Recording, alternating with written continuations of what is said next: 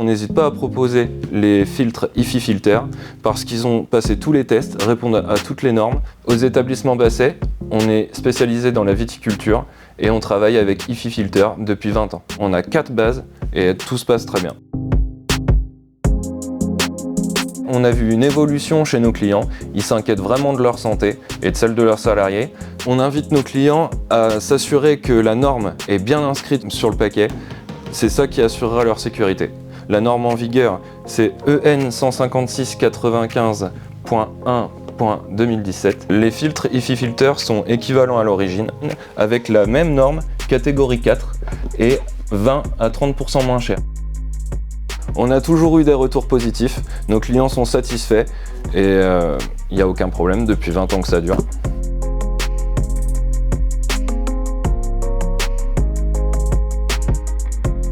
Les bonnes pratiques pour changer les filtres de cabine, c'est d'abord choisir ses bons EPI, le masque, les gants et la combinaison. L'idée, c'est de se protéger des produits phytosanitaires. Il faut choisir un filtre qui est normé et respecter les préconisations d'utilisation. On les change donc au bout de 100 heures ou tous les 2 ans d'utilisation. Au-delà, le filtre perd en efficacité. Le risque, c'est de retrouver des produits phytosanitaires dans la cabine.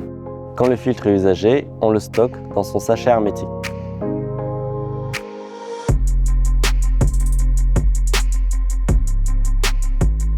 Vraiment attention, un filtre charbon actif ou charbon actif à granulés n'a pas vocation à vous protéger lors des traitements phytosanitaires. Il est impératif de vérifier que votre filtre correspond bien à la norme EN 15695 en catégorie 4. C'est une norme qui régit la protection de l'opérateur via 4 catégories de cabines. Donc la première catégorie, c'est l'équivalent de aucune cabine. La catégorie 2 vient protéger l'opérateur des poussières et des pollens. La catégorie 3, on va ajouter tout ce qui est aérosol. Et la dernière catégorie de cabine, donc la catégorie 4, c'est une catégorie qui va protéger l'opérateur des poussières, des aérosols et des vapeurs toxiques. Donc, selon le ministère de l'Agriculture, aujourd'hui en France, la catégorie 4 est la seule norme qui permet l'usage et le traitement phytosanitaire. Donc, ce filtre PAV4 est composé d'un pré-filtre, d'une couche de filtration EPA d'un média absolu, haute performance, d'une couche de charbon actif et ensuite, en dernier, un post-filtre. L'empilement de toutes ces couches de filtration permet de filtrer les poussières, les aérosols et les vapeurs pour